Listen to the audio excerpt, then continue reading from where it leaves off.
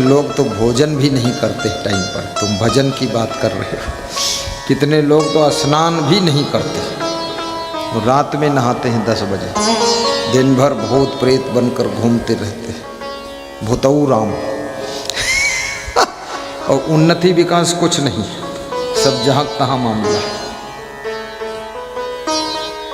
Time table ऐसा set करिए कि आपकी स्नान, आपका जलपान, आपका भोजन, आपका व्यायाम, आपका बिजनेस, आपकी सर्विस, आपकी खेती बाड़ी सब मेंटेन रहना चाहिए। भूखे रहकर तुम कितने दिन काम कर सकोगे? बिना स्नान किए तुम अस्त व्यस्त हो जाओगे, ध्वस्त हो जाओगे, और बिना जलपान किए तुम्हारी अंतड़ियाँ सूख जाएगी, और बिना आराम किए तुम्हारा शरीर बीमार हो जाएगा। थोड़ा आराम भी कीजिए। आफा काफा लाफा जाफा में मत पड़िए। हाइया दैया मैया भैया रुपैया गैया नैया पैया, इसके चक्कर में ज़्यादा मत पड़िए। जो होनहार है होगा, जो कुछ लिखा ललाट में सो होवे परिणाम, चाहे परे घर रंग के चाहे महीपति धाम। याद रखना, भाग्य बहुत पहले से तुम्हारी आत्मा बना चुकी है। अब भाग्य का भी थोड़ा भरोसा करिए, कर्म की कुंजी लगाइए, भाग्य का ताला खोलिए और आनंद से जियो।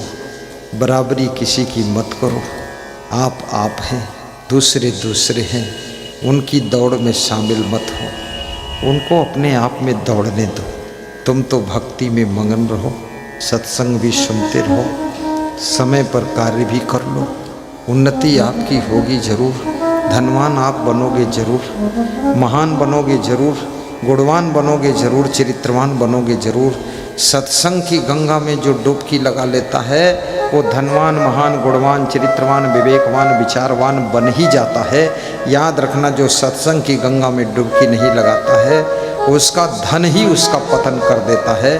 बड़े बड़े नेता, बड़े बड़े मिनिस्टर, अरबपति खरबपति, ना मालूम कितना धन इकट्ठा किया है, लेकिन उनके घर में जा कर के देख लो, घर में कोई बेटा बेटी नहीं है, घर में कोई बहू नहीं है, घर में सब राक्षस राक्षस।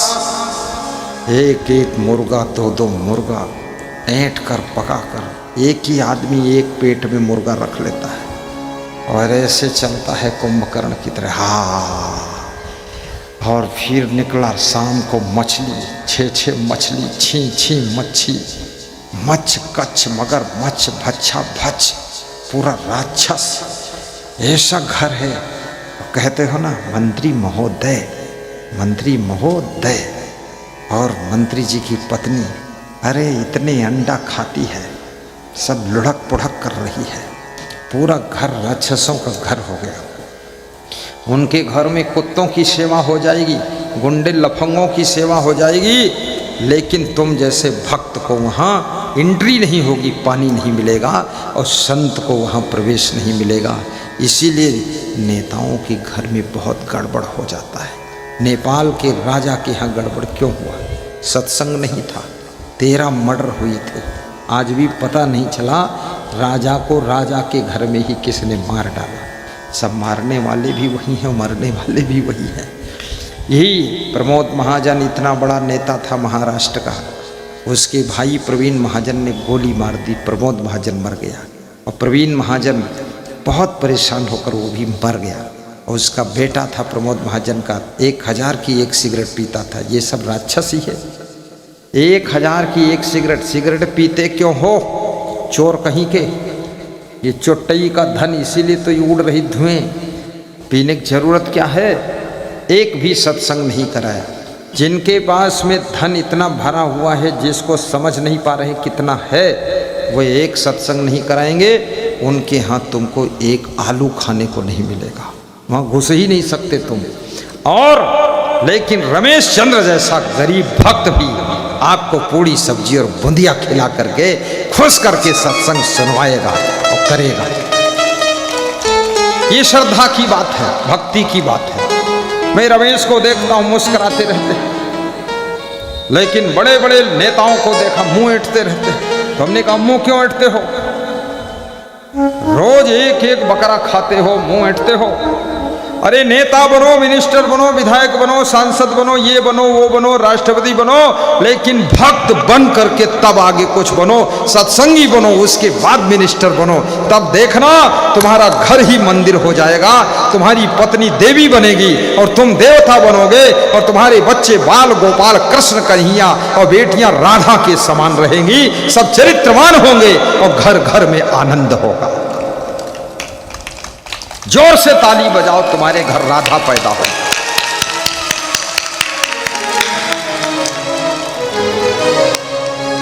उत्तर प्रदेश के मिनिस्टर दया शंकर सिंह, श्री स्वतंत्र देव सिंह हमारे लखनऊ आश्रम, अपना आश्रम आए। मैं भी बैठा था उनके पास, बात कर रहे थे कि जो सत्संग भक्ति से जुड़ गए वही बचे हैं, बाकी सब निपट गए। मिनिस्टर थे, खुद कह रहे थे निपट गए, और वास्तव में सत्संग की शक्ति कुछ निराली ही होती है। इसलिए राजनीति में भी आपका गुरु साथ में होना चाहिए, गुरु भक्ति साथ में होनी चाहिए, सत्संग भी होना चाहिए, पूजा पाठ भी होना चाहिए, और गुरु का मंत्र भी सुनना चाहिए। उसके बाद आप आगे बढ़िए राजनीति में। राजनीति बुरी चीज नहीं, राजनीति कभी नहीं कहती कि तुम अंडा खाओ, तुम खाना चाहते हो ना। जो लोग राजनीति नहीं करते हैं वो भी मुर्गी मछली सब खाते हैं। राजनीति थोड़े कहती तुम खाओ ना खाओ, तुमको खुद विवेक करना है, बेविचार से भी बचो। दिल्ली जा कर के वहाँ से एक बिल्ली और लेकर आए नेताजी। यहाँ से घर में जो थी रानी उसको बना दिया है रानी, और दिल्ली से लाए एक बिल्ली, उस बिल्ली ने मारा घर की रानी को किल्ली, और किल्ली लगी तो फिर गई दिल्ली। अरे ये क्या कर रहे हो खुराफात, बेविचारी कहीं का। बेविचार से बड़ा कोई पाप नहीं है। और मैं तो ये निवेदन करूँगा, आपन तेज संहारो आपे तीनों लोग हाँकते कांपे।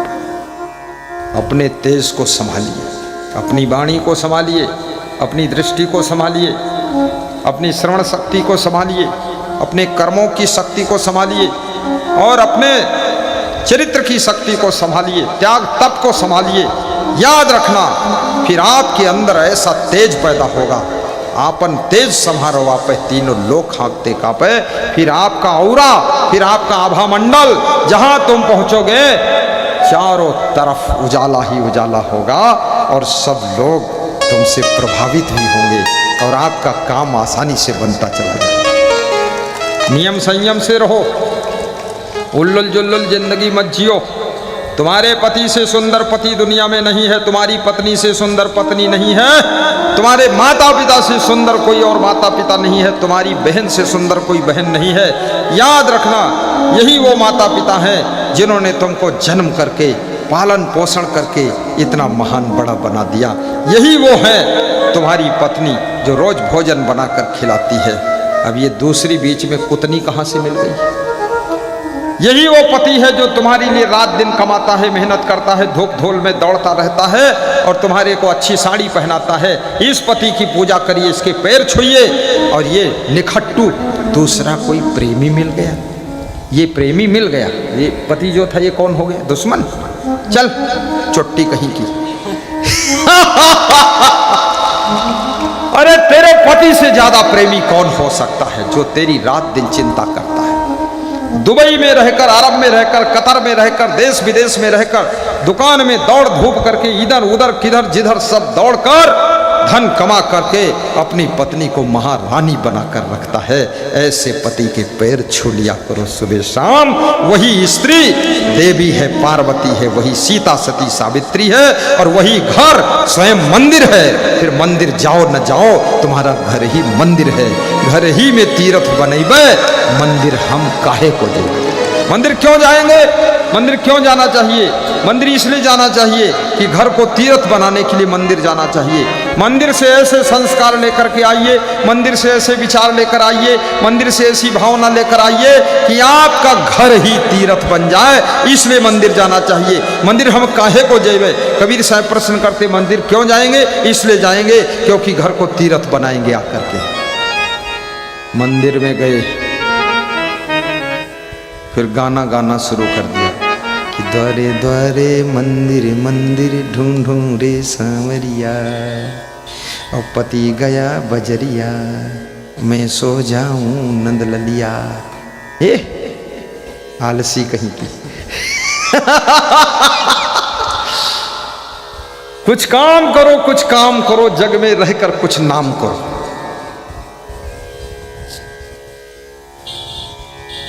एक बहुत बड़ी बात है, जैन धर्म के एक संत ने कहा है, खाली न बैठ कुछ काम किया कर। खाली न बैठ कुछ काम किया कर, और कुछ काम नहीं है तो पाजामा फाड़ कर फिर से सिया कर, फिर से सिया कर। कर्म योगी बनो, आलसी नहीं। मेहनत के पुजारी बनो। काम के बाद आराम का सुख मिलता है, थकने के बाद नींद का सुख मिलता है, मेहनत के बाद भूख लगती है तो भोजन का स्वाद मिलता है। एक और कला सीखना, अपने परिवार को हंसाने की कला भी सीखो। केवल रोटी भोजन सब्जी खिलाने की कला से कल्याण नहीं होगा, परिवार को हंसाना भी सीखो। ऐसी बात करो, चमत्कारिक बात, चित्रभाष्यम चाह। 10 चीजें जिसके घर में होती उसके घर में स्वर्ग उतर जाता है। शौर्यम चा चित्रभाष्यम चा, 10 में के स्वर्ग योनया। 10 में से 2 बातें ये हैं। शौर्य माने शूरवीरता, शूरवीरता माने साहस।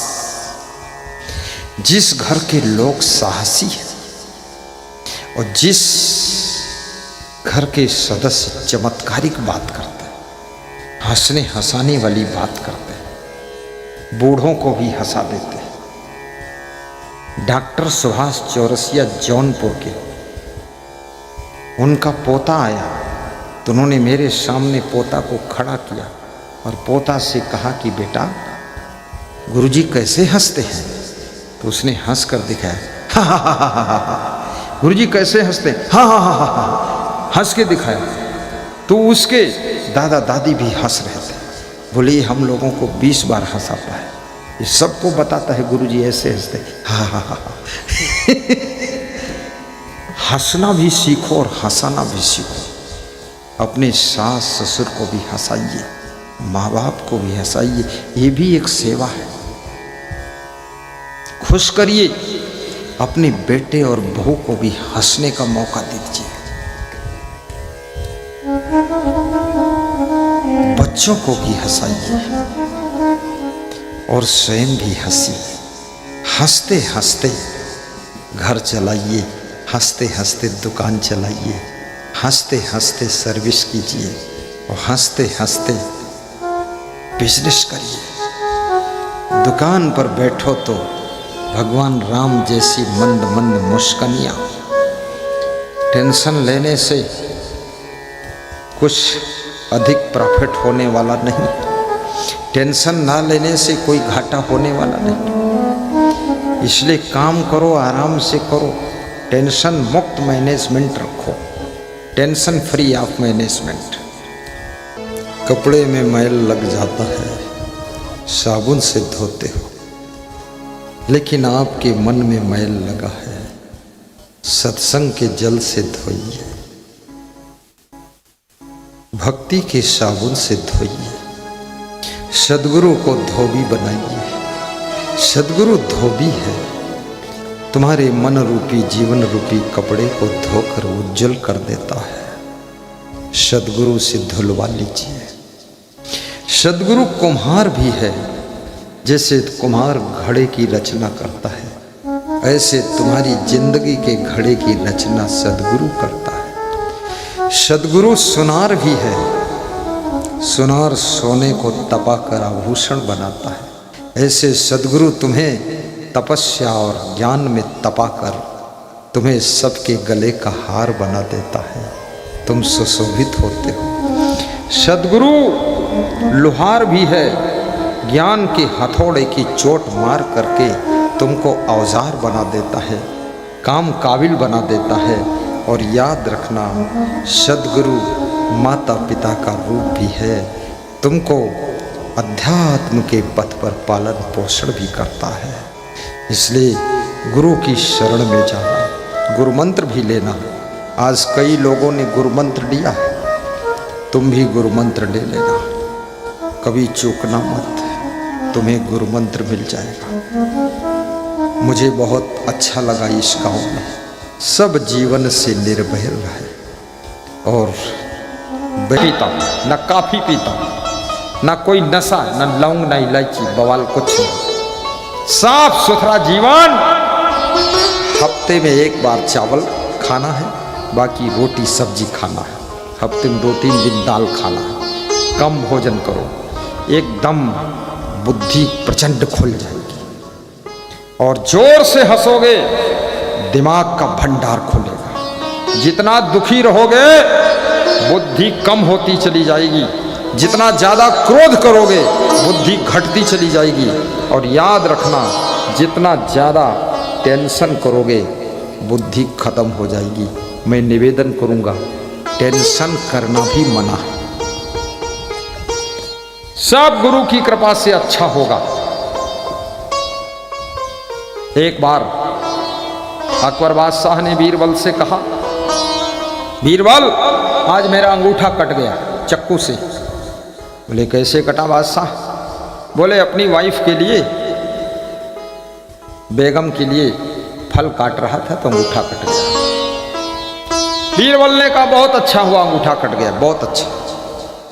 अकबर को गुस्सा आ गई, मेरा अंगूठा कट गया, दर्द हो रही, खून बह रहा, ये बोलता बहुत अच्छा हुआ, बड़ा विद्वान बनता है, इसको जेल में डाल दो। तो जेल में डाल दिया। बीरबल कहा ये भी बहुत अच्छा हुआ। अकबर बादशाह जंगल की सैर करने गया। वहाँ जंगलवासी कबीले बनाकर रहते थे।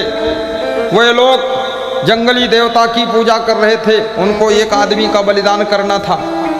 तो अकबर को पकड़ लिया उन लोगों ने, सब जंगली लोग। जंगली लोग बड़े साहसी होते हैं, अर्जुन को पराजित कर दिया था कोल भीलों ने, इसलिए जंगली लोगों से भिड़ना ही नहीं चाहिए। पकड़ लिया और खौलते हुए कड़ाह के तेल में डालने चले। तब तक नजर पड़ गई कि उसका अंगूठा कटा हुआ। तो किसी जंगलवासी ने कहा ये तो इसकी बलि चढ़ाओगे तो खंडित है, अंगूठा कटा। तो फिर छोड़ दिया, कहा तू जा, तेरी बलि नहीं चढ़ेगी, तेरा अंगूठा कटा। तो अकबर को याद आया कि बीरबल ने ठीक ही कहा था कि अच्छा हुआ है, अगर अंगूठा ना कटा होता तो आज अच्छा हो ही जाता पूरा। खौलते हुए तेल के कढ़ा में डालकर पका दिया जाता है। घर आया, बीरबल को जेल से निकाला। बीरबल से पूछा कि तूने कहा था अंगूठा कट गया, अच्छा हुआ, वो तो अच्छा हुआ, मैं बच गया, नहीं बलि चढ़ जाती मेरी, लेकिन तुझको मैंने जेल में डाल दिया, उसमें तू फिर बोला था अच्छा हुआ, बहुत अच्छा हुआ, जेल में डाल दिया। तो जेल में डालने से क्या अच्छा हुआ? बोले वो ये अच्छा हुआ कि मैं तुम्हारे साथ हमेशा रहता हूँ, जंगल भी जाता तो तुम्हारी बलि खंडित हो जाती तो हमारी बलि चढ़ जाती, तो वो भी अच्छा हुआ, हम जेल में रह गए, बच गए। ये अब भी अच्छा तब भी अच्छा, कोई चिंता की बात नहीं है।